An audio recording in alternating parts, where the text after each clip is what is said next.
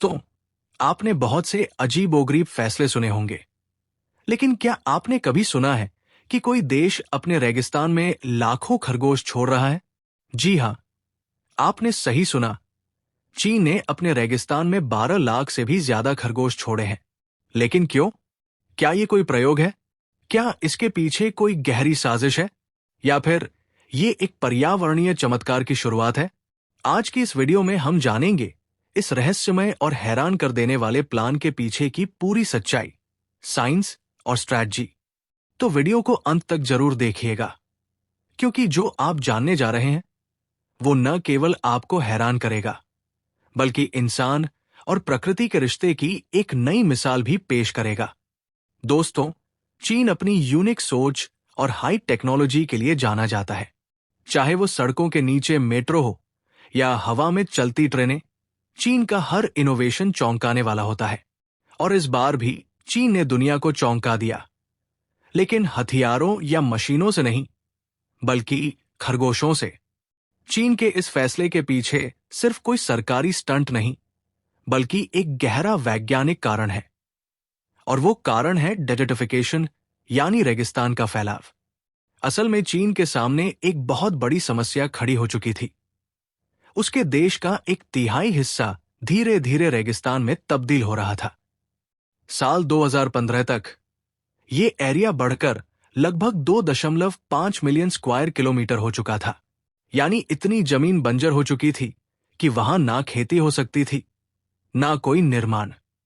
हर साल 10,400 square kilometre नया इलाका रेगिस्तान में बदल रहा था। सोचिए, अगर यही चलता रहता तो चीन की आबादी को खाना तक नसीब नहीं होता।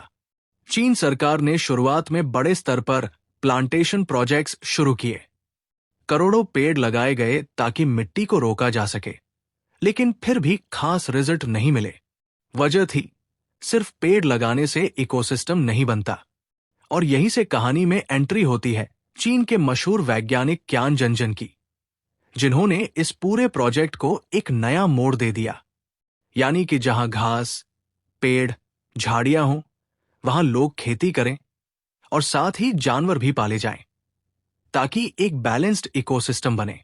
अब सवाल उठता है, जानवर कौन सा? तो क्यान जंजन ने चुना फ्रांस की रेक्स हेयर रैबिट नस्ल को। ये खरगोश बहुत तेजी से ब्रीड करते हैं, गर्म मौसम में भी जीवित रहते हैं और एक अनोखी खूबी रखते हैं, ये जमीन में सुरंगें बनाते हैं। जब ये खरगोश जमीन में सुरंगें बनाते हैं तो उससे मिट्टी की ऊपरी और निचली परत आपस में मिक्स हो जाती है, जैसे हल चलाना। इससे मिट्टी में हवा, नमी और बीजों का फैलाव होने लगता है। और जब ये खरगोश घास की जड़ें खाते हैं तो बीज उनके यूरिन से दूसरी जगहों पर फैल जाते हैं, जिससे वहां नई घास उगती है। अब कमाल की बात यह है कि पहले जहां इस इलाके में केवल 3% हरियाली थी, वहां अब ये बढ़कर 84% तक पहुंच गई है। और ये आंकड़ा साल 2021 का है, यानी कि अब तक ये और भी ज्यादा बढ़ चुका होगा। सिर्फ 6 सालों में रेगिस्तान का चेहरा पूरी तरह बदल चुका है। ये अब एक हरा भरा, आत्मनिर्भर इकोसिस्टम बन चुका है।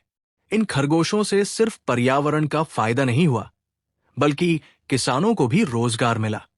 अब वे न सिर्फ खेती कर रहे हैं, बल्कि इन खरगोशों के फर और मीट से भी पैसे कमा रहे हैं। चीन में रैबिट मीट की भारी डिमांड है और रेक्स हेयर रैबिट का फर बहुत महंगा बिकता है।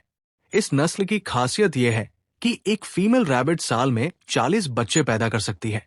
इसी वजह से चीन सरकार ने टारगेट बनाया कि जल्द से जल्द 12 लाख खरगोशों की संख्या को 18 लाख तक पहुंचाया जाए। दोस्तों, ये कोई फिल्म की कहानी नहीं है, बल्कि साइंस और प्रकृति के संतुलन की असली मिसाल है। अगर चीन जैसा देश अपने रेगिस्तान को हरियाली में बदल सकता है, तो क्या भारत के रेगिस्तान में ये प्रयोग नहीं हो सकता? अगर बाकी देश भी इकोलॉजिकल प्लानिंग करें, तो दुनिया भर की बंजर जमीनें फिर से जीवनदायिनी बन सकती है। इस पूरी कहानी से हमें ये सीख मिलती है कि नेचर को हराने का नहीं, साथ निभाने का तरीका अपनाना चाहिए। चीन ने न सिर्फ टेक्नोलॉजी का सहारा लिया, बल्कि जानवरों, खेती और जंगल को मिलाकर एक सस्टेनेबल मॉडल बना दिया। प्रकृति का संतुलन बेहद नाजुक होता है, और अगर हमने उसमें लापरवाही दिखाई तो आने वाले वर्षों में इसके परिणाम हम सभी को भुगतने पड़ सकते हैं। अगर आप मानते हैं कि प्रकृति से छेड़छाड़ नहीं बल्कि सहयोग जरूरी है, तो इस वीडियो को लाइक करें, कमेंट करके अपनी राय दें और फैक्ट टू फ्यूल चैनल को सब्सक्राइब करना ना भूलें।